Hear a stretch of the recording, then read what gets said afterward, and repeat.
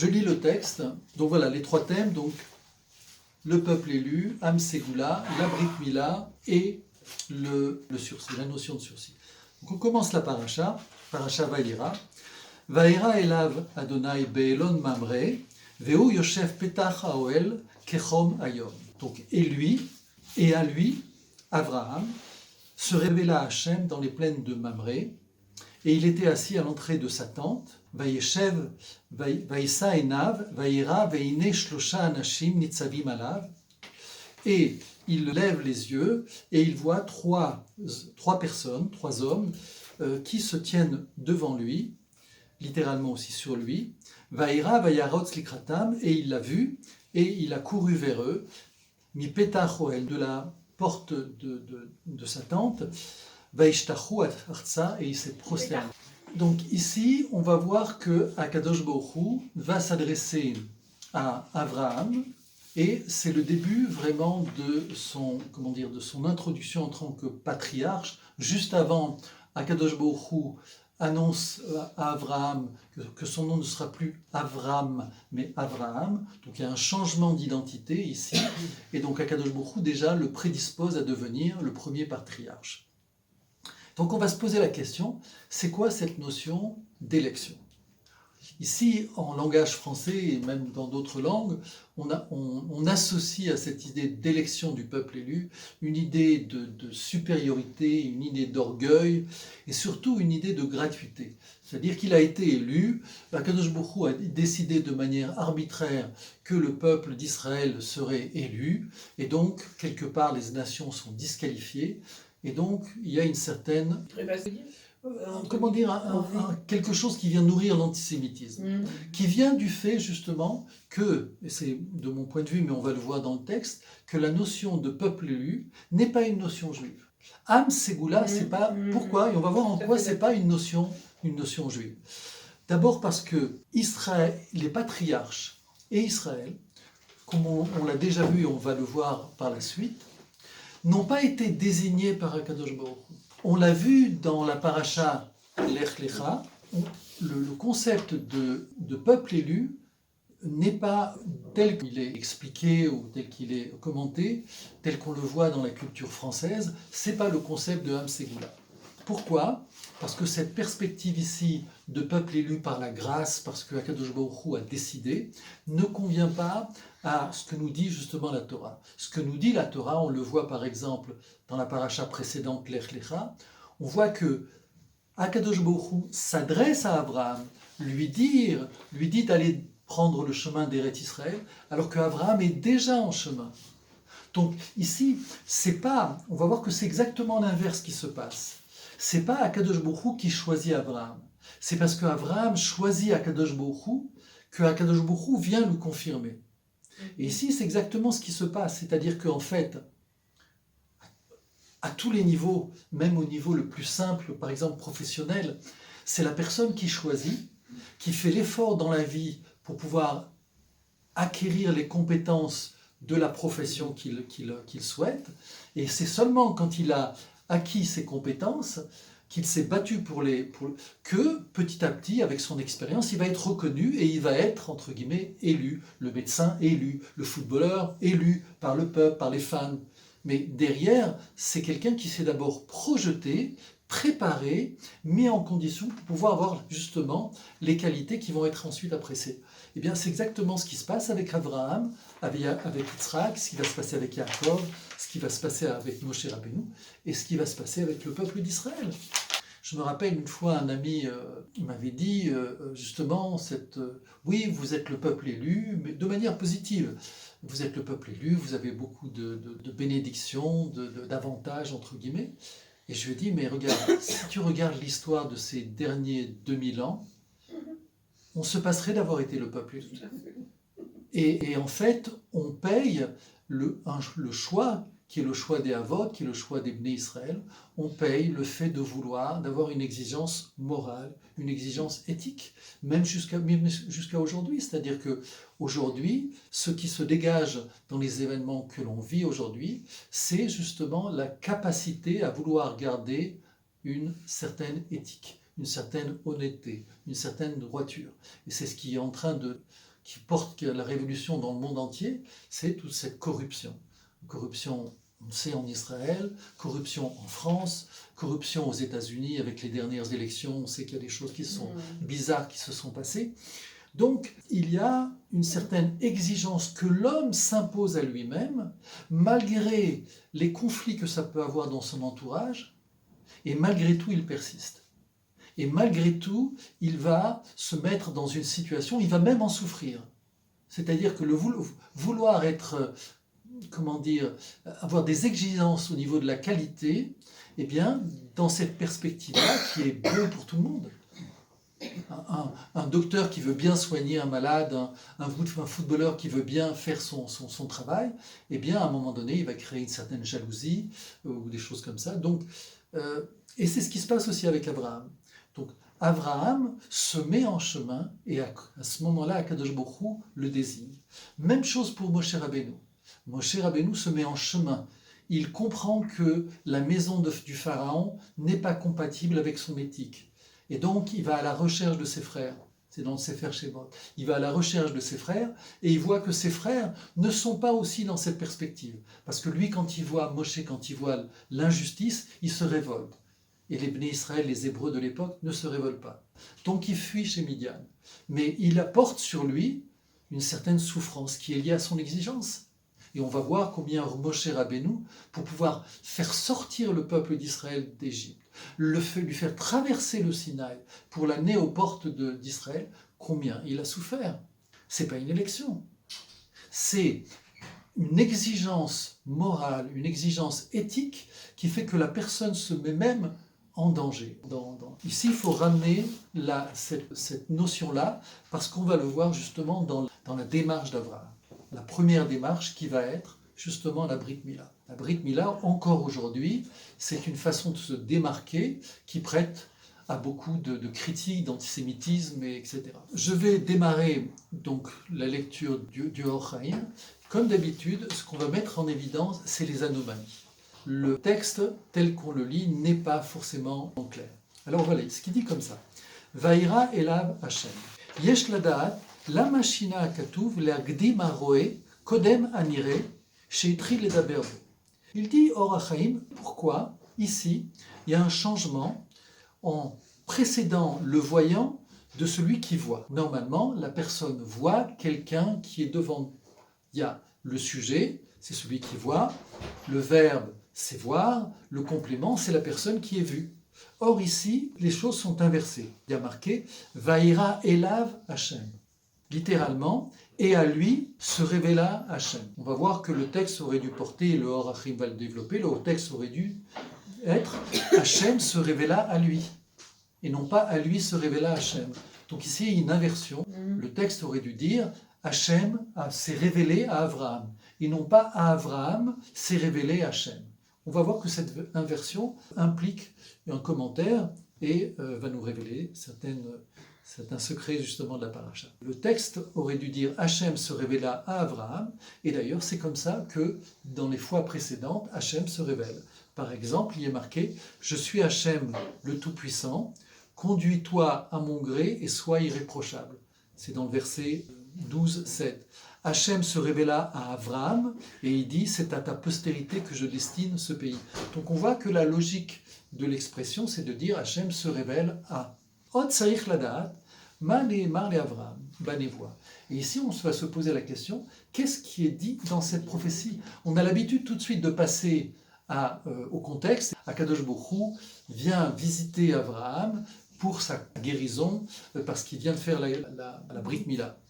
Mais d'abord, on voit dans le texte que ça n'apparaît pas, on ne parle pas de Brit Mila. Et puis, on voit que Akadosh Baruch Hu apparaît à Abraham pour dire quoi? Le Or HaChaim précise qu'on ne sait pas quelle prophétie Akadosh Baruch Hu annonce à Abraham. La deuxième chose, c'est ce qu'on sait, c'est qu'il vient, réconforter Abraham après la Brit Mila. Mais ça, on ne le voit pas dans le texte. Là non plus, il faut expliquer. Le Or HaChaim va commencer à expliquer.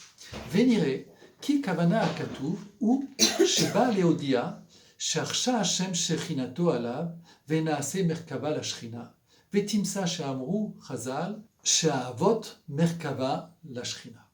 Alors là c'est une notion qu'on va développer, mais je vais traduire.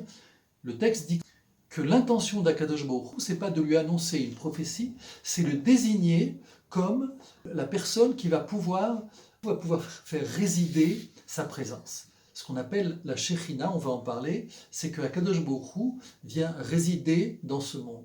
Pour qu'il puisse venir résider dans ce monde, il a besoin d'individus. C'est l'homme qui permet à Akadosh Baruch Hu de résider dans ce monde. Donc, Akadosh Baruch Hu vient à Abraham pour lui dire, voilà, à partir de maintenant, ma résidence va être à partir de toi, puisqu'on va voir qu'ensuite, ça va être confirmé pour Yitzhak, pour Yaakov. Donc, qu'est-ce que ça veut dire que Akadosh Baruch Hu vient résider sur Abraham, vient résider chez les Havot, vient résider en Israël et vient résider dans le monde?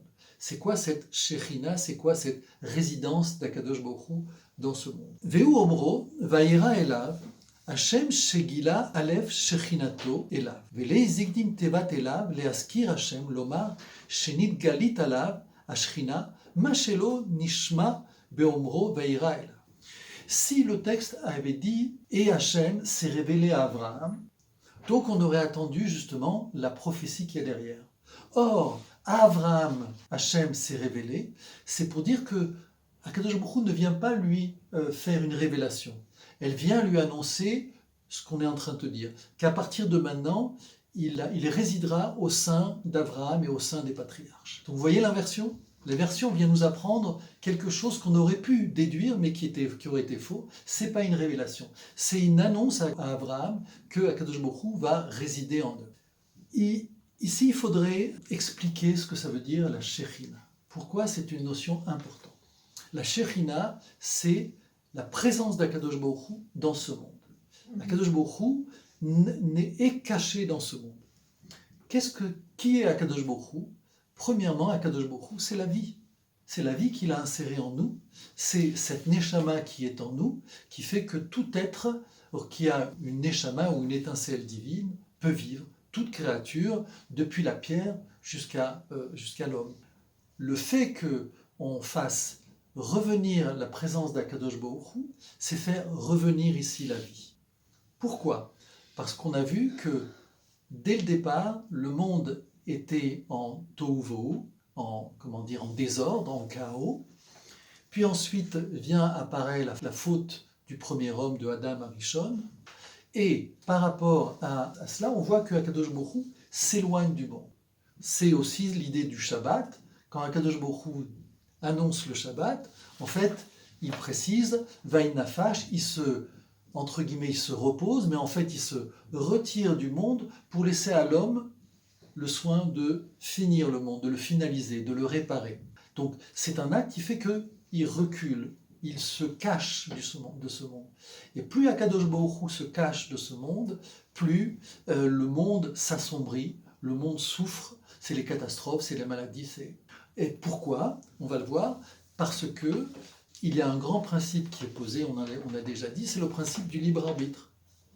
Akadosh Baruch Hu vient dire à l'homme, voilà, le principe il est comme ça. Ce monde-là, je te le donne pour t'en occuper.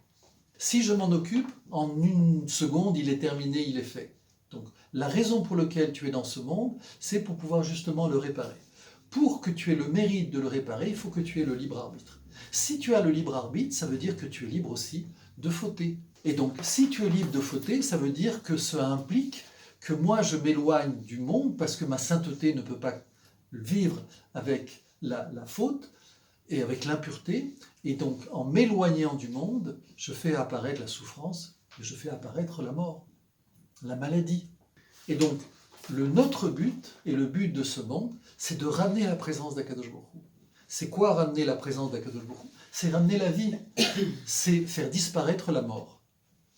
Cette approche, on l'a aussi au niveau de la Neshama. Nos sages expliquent que quand une personne faute, eh bien, son âme s'éloigne de lui-même.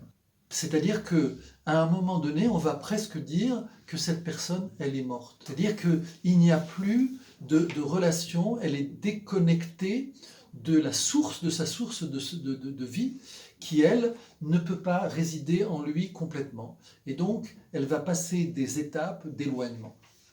Alors, pour revenir à la Shrina, il y a 7 étapes d'éloignement.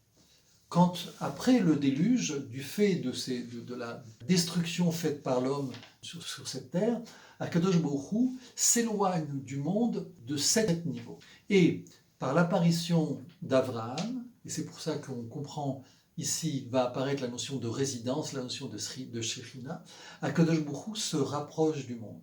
Il passe de ce qui était au-delà du 7e niveau. Avec Abraham, il va descendre au 6e niveau.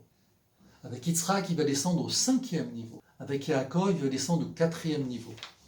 Avec Lévi, il va descendre au 3e niveau. Et le fils de Lévi, c'est Kehat.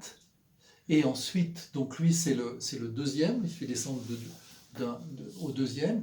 Celui qui fait descendre au premier niveau, c'est le père de Moshe. C'est Amram.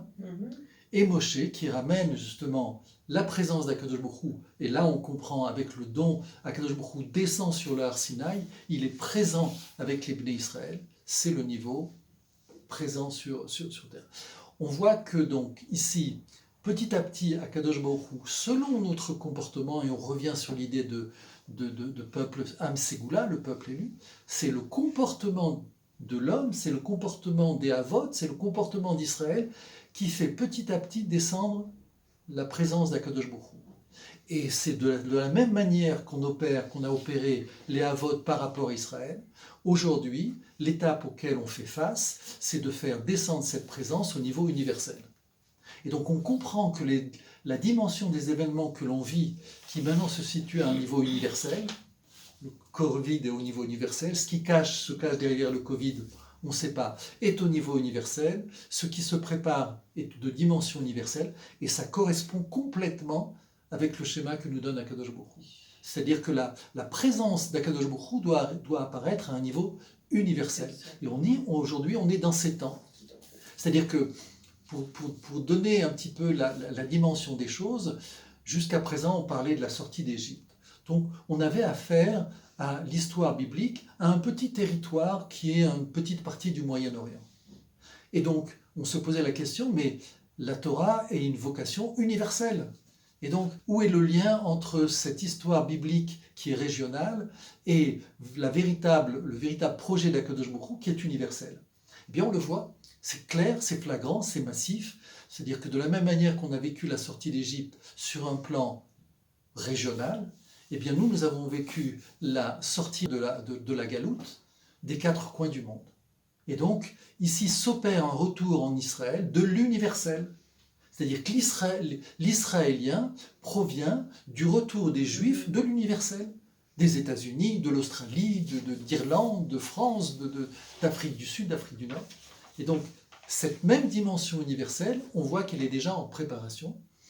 Et c'est l'apparition petit à petit de la présence d'Akadosh Baruch Hu.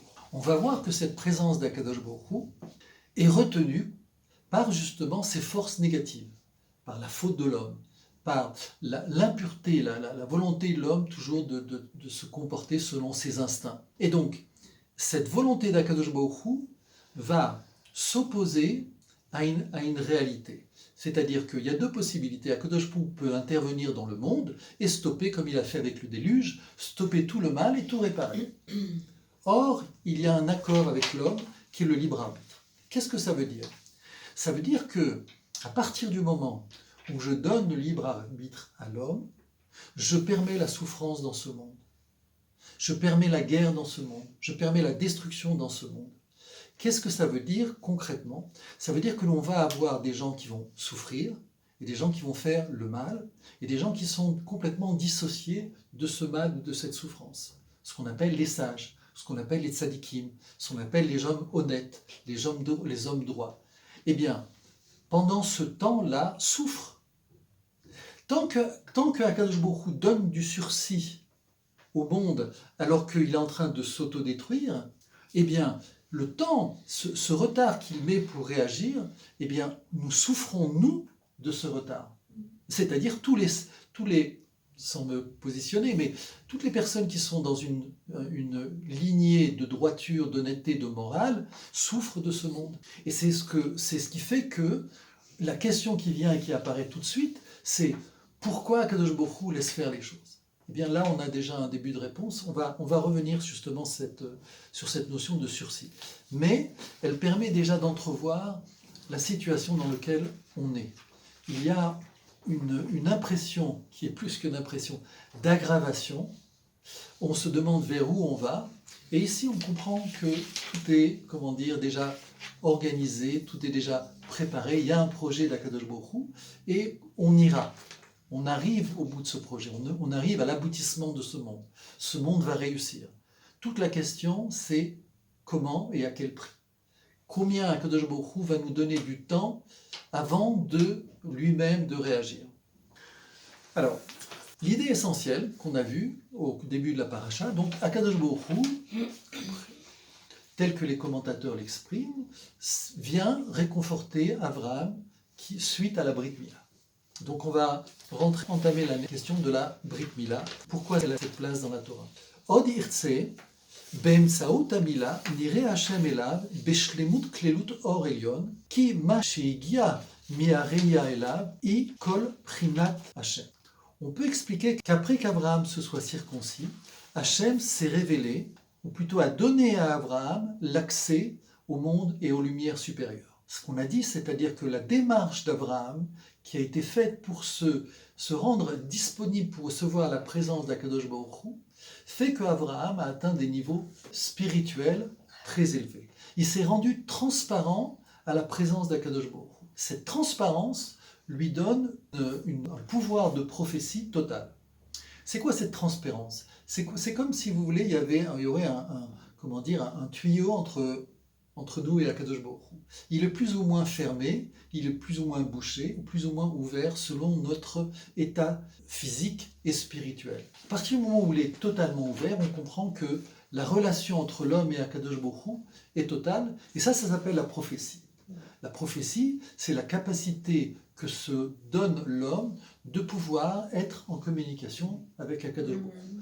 On va voir qu'il y a des différents niveaux de prophétie. Il y a même des prophètes mensongers qui n'en sont pas moins, qui n'ont pas moins des capacités d'ouverture vers ces mondes supérieurs.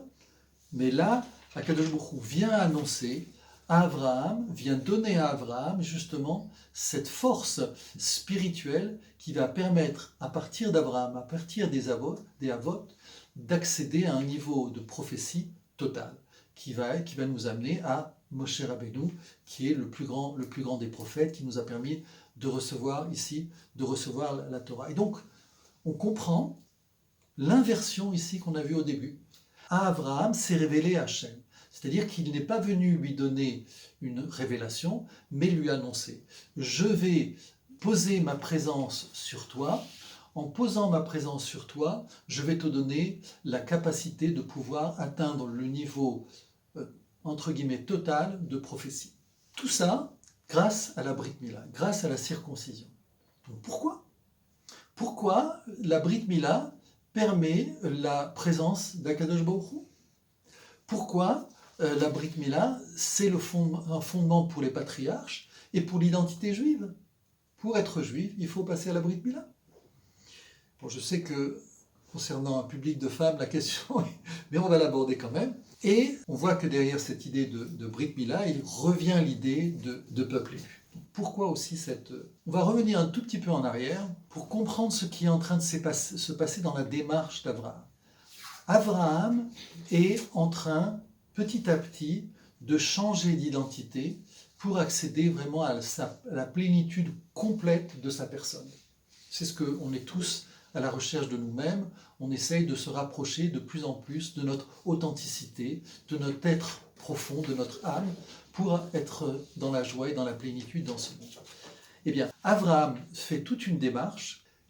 Arrivé au bout de cette démarche, Akadosh Baruch Hu lui confirme: tu as atteint ta plénitude. À partir de ce moment-là, il va changer le nom de Abraham à Abraham. Le changement de nom, c'est tout simplement le fait de passer d'une identité approximative, qui était Abraham, à une identité acquise, qui est Abraham. Et donc tout de suite après, qu'est-ce que va faire Akadosh Baruch Hu? Lorsque Abraham devient Abraham, il y a un changement d'identité, il y a une condition. Quelle est cette condition? c'est la Brit Mila. C'est ce que dit le texte. Zot beriti asher tishmeru, beni uvnechem, ou ben zaracha, acharecha. Imol lachem kol zachar. Voici l'alliance que vous observerez, qui est entre moi et vous, toute ta descendance, circoncire tout mâle d'entre vous. On voit que au niveau des événements, la première étape quant à l'acquisition de l'identité d'Abraham commence par la Brit Mila. Et donc, elle va ici prendre son importance par rapport au peuple d'Israël. On a dit que, aussi, il y a, de la même manière que la Shekhinah peut résider dans l'individu, de la même manière que l'âme se rapproche de la personne. Et l'âme, quand on dit se rapproche de la personne, c'est ici ce qu'on appelle le nefesh, c'est-à-dire que le mélange de l'individu, nous sommes en fait une alliance, un alliage entre le corps et l'âme. Donc il ne peut pas y avoir de distinction, on va dire, d'un côté spirituellement je serai parfait, je serai accompli, et pas physiquement. Il y a forcément une adéquation entre le physique, le matériel et le spirituel.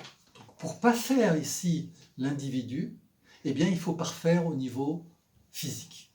La perfection qui est donnée à l'homme au niveau physique, c'est la circoncision. C'est-à-dire que on part du principe, la Torah part du principe que l'homme a été créé parfait. Mais il a un geste pour, comme on a dit, se rendre disponible à la sainteté, se rendre disponible à la Gidusha, se rendre disponible pour pouvoir recevoir la Shekhinah. Eh bien, cet effort au niveau physique, c'est la Brit Mila. Derrière la Brit Mila, on comprend que le corps est parfait. Akadosh Baruch Hu nous a donné un corps parfait. Il est à même de résoudre tous les problèmes dans ce monde. C'est la Brit Mila ici qui vient compléter tout un processus identitaire, spirituel, qui fait que l'homme, par son dernier effort, Akadosh Baruch Hu aurait pu créer l'homme circoncis. Justement, l'idée qu'il y a derrière, c'est de par le libre arbitre que l'homme se mette en chemin et se rende disponible pour la Shrina. On voit que la circoncision ici intervient dans l'ordre de la perfection que se permet l'homme. Alors ici, évidemment, ça fait éclater beaucoup de concepts aujourd'hui, puisqu'on est dans le concept du Covid, et il faut tous se faire vacciner. Alors je ne dis pas qu'il ne faut pas s'occuper de sa santé, se protéger. Le principe ici à se rappeler, c'est que nous sommes, Akadosh Baruch Hu nous a donné un corps qui nous permet de nous défendre. Depuis la nuit des temps, il a donné à l'homme la capacité de se défendre. Il ne faut pas oublier qu'avant Noach, à cette époque-là, ces générations vivaient des centaines d'années. Alors ça nous semble, illusoire, comme des histoires de Père Noël. Mais la Torah vient nous enseigner que Abraham a vécu 175 ans. Donc il y a ces hommes-là qui n'avaient pas toute la technologie ici de la médecine d'aujourd'hui, étaient capables de faire face à toutes les maladies, à toutes les complexités de la vie. Donc, il faut prendre acte, notre corps nous a été donné par Akadosh Baruch Hu avec tout ce que ça représente de sainteté et de perfection. Un des enseignements du Sfat HaEmet va dire, mais ici il y a une contradiction, et que ramène Rashi, à savoir que nous on dit que la circoncision amène une perfection. Mais en fait, dans la réalité, c'est le contraire, puisqu'on vient retirer quelque chose à l'homme, donc en fait il est diminué. Or ici, justement, c'est exactement le contraire qui se passe, c'est-à-dire que en étant circoncis, c'est justement cette lumière divine qui peut rentrer dans l'homme. C'est une chose qui est perçue par une grande majorité dans le monde, notamment dans l'islam. C'est quelque chose qui, même dans le christianisme, a été perçu, mais elle a été annulée, sous prétexte qu'il y a un Ancien Testament et un Nouveau Testament. Mais on sait que dans la source du christianisme, eh bien, les personnes, beaucoup étaient juifs et donc circoncis. Ici, ça devrait quelque part être une évidence. On sait qu'au niveau, par exemple, de la famille royale en Angleterre. Donc, il y a quand même, malgré tout, une perception, ne serait-ce qu'inconsciente, que le chemin vers la sainteté, le chemin vers une certaine droiture physique passe par la circoncision. Et c'est justement l'histoire présentée par Abraham. Et donc il faut avoir le courage de se circoncire. Vous me dire, et les femmes? Alors, on était parfaites, nous. On n'a pas besoin de... Voyez-vous ça? Voyez où ça. Eh bien, la réponse, c'est que oui. La femme, elle est circoncis. C'est-à-dire qu'il y a un texte, je ne me rappelle plus, dans Shemot, sur l'intervention de Tzipora auprès des fils de Moshe. Et à ce moment-là, le texte, je ne me rappelle plus exactement du texte, mais il nous apprend que la femme, justement, est circoncis.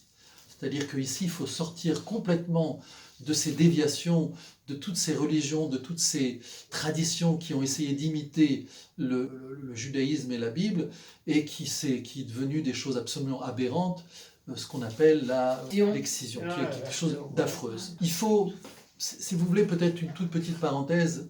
Ici, quelle est l'idée ? L'idée qu'il y a derrière la circoncision, c'est la force sexuelle. Dans cette force sexuelle, il s'exprime le Yetzer Hara, ce qu'on appelle donc le mauvais penchant. Nos sages, et surtout le Baal HaSulam, il explique quelle est l'interprétation du Yetzer Hara. Donc c'est pas la petite force qui s'intègre, qui rentre pour nous donner s'insinue en nous pour nous donner des mauvais conseils. Il précise que le Yetzer Hara correspond au besoin de l'homme de recevoir. Je reçois, j'ai envie, donnez-moi, je consomme, etc.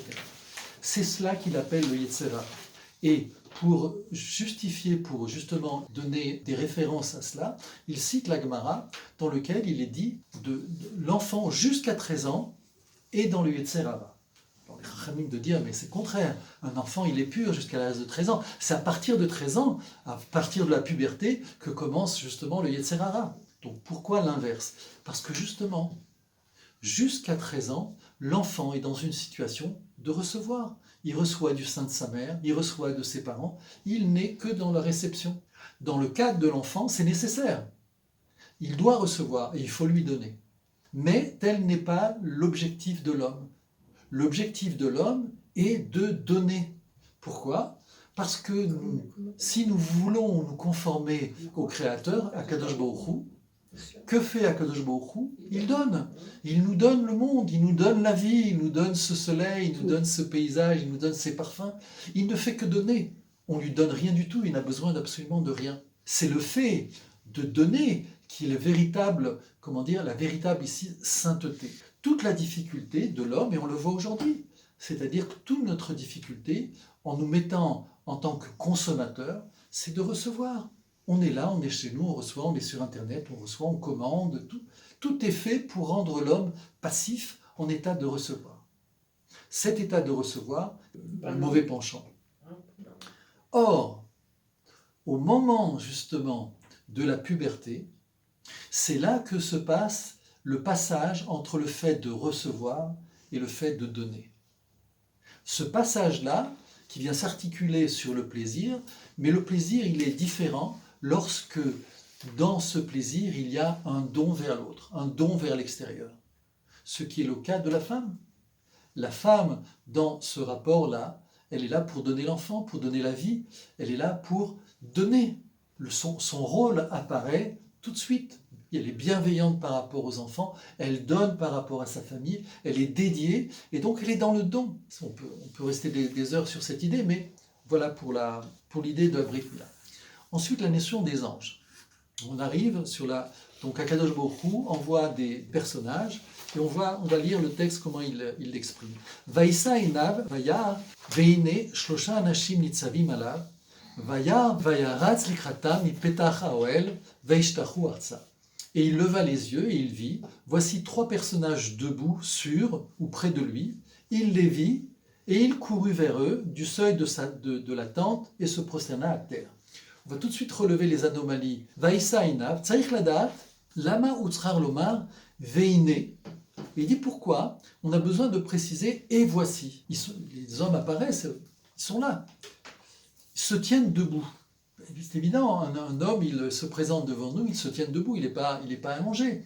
Donc pourquoi Vaïsaïna, Veine, Shlosha Anashim, Nitzavim alav. Pourquoi ces 3 précisions ? Ensuite, il dit Vayiratz likratam, Yipeta chaoel, Vaishtachu arza. Ils se tiennent debout et il rajoute pourquoi il vit et il courut vers eux. Et pourquoi se prosterner devant eux? Il ne les connaît pas. Il ne sait pas encore qui ils sont. Et le Or HaChaim va aussi relever la notion. Deux fois, il va apparaître le mot « et il vit ». Je reprends le texte pour être précis. Ve'inen shlosha nashim tzavim vala, vayera vayarotz likrat. Il dit comme ça, ces anges-là sont debout devant lui, et puis ensuite il vient nous dire, et il courut vers eux. Voilà. Il cherchait des invités. Mais soit ils sont devant lui et il n'a pas besoin de courir, soit ils sont loin, ils ne sont pas devant lui, alors à ce moment-là ils doivent courir. Achen kavana katu u lefi ma sheitgale besof ha'inyan ki melachim hayu ubaou bidmut anashim litchasen etzel Abraham lesibot yaduot. Il dit que en fait, c'est dans un premier temps, ils apparaissent comme des hommes, et donc c'est là où on voit que derrière cette apparence d'homme, il y a des anges. Et ensuite, il voit une deuxième fois, dans la mesure où il voit cette fois-ci, ce sont des anges. Il déduit que ce sont des anges. Au départ, il se rend compte, il sait. sait. Le Or HaChaim va expliquer, et le sage aussi, c'est que, et on l'a vu d'ailleurs, c'est qu'Abraham est déjà disposé à la prophétie. Donc il a accès au monde supérieur, donc il a accès aux anges. Il sait reconnaître des anges, il les a déjà rencontrés. Lui, il est... c'est pas un peu... Veleze Amar, Vaïra Veine. Alors, l'idée de voir et voici. Pourquoi cette répétition de voir et voici? Il dit, Abraham pensait avoir vu des hommes au début, mais en fait, c'était des anges. Et si la Torah avait dit, et il a vu 3 hommes, donc, en s'exprimant de cette manière, la Torah vient mettre en évidence que derrière cette apparence d'homme, il y a des anges. Si tout de suite elle avait dit, voici des hommes, alors elle nous aurait quelque part trompés.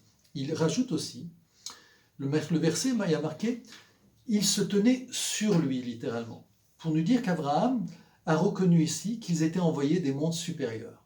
C'est-à-dire le fait qu'ils apparaissent au-dessus de lui montre ici que ce sont des êtres spirituels. La deuxième, on sait que les anges étaient venus pour, dans un premier temps, opérer la guérison d'Abraham après la circoncision.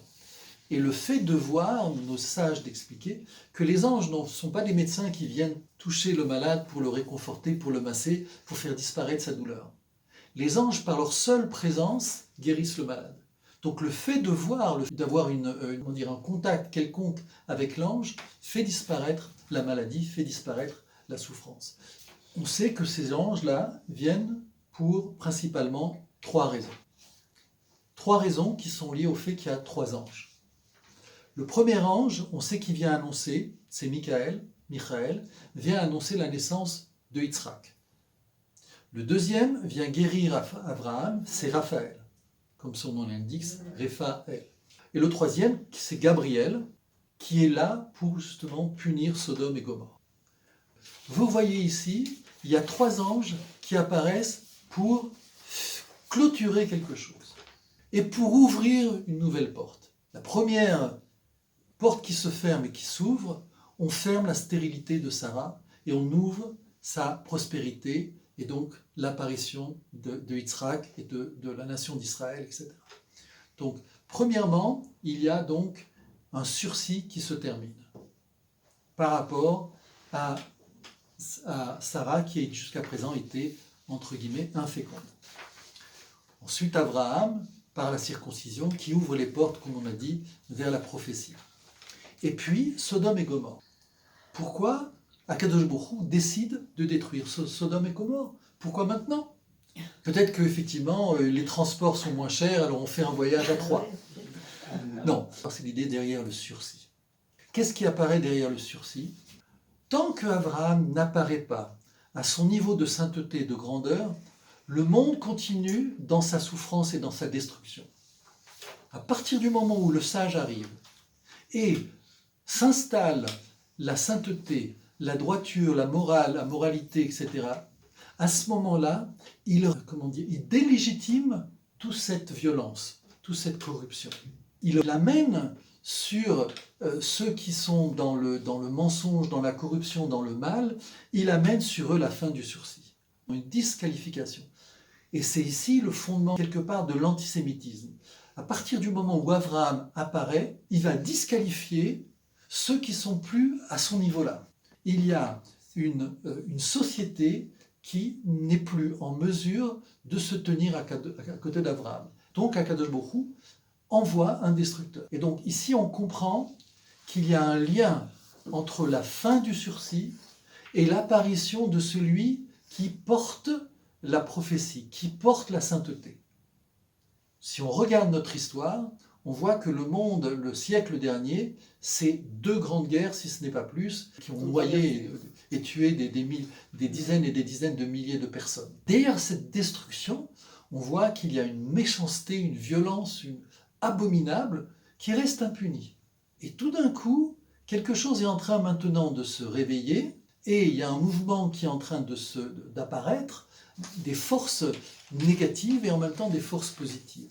Les forces positives qui apparaissent au travers d'Israël.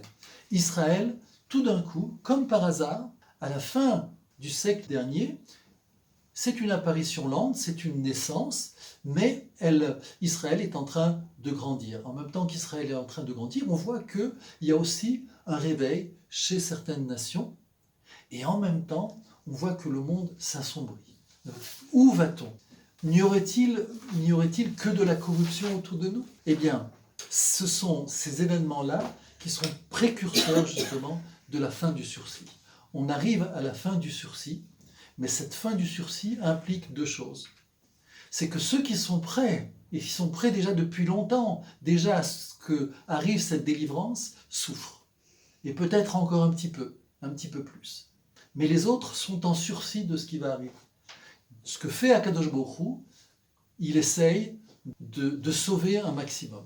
C'est-à-dire qu'ici, on a autour de nous, au travers de nos frères juifs, au travers de nos frères dans le monde non juif, eh bien, il est en train de s'opérer un dernier espoir de réveil pour pouvoir les secourir et sortir justement de cet espace.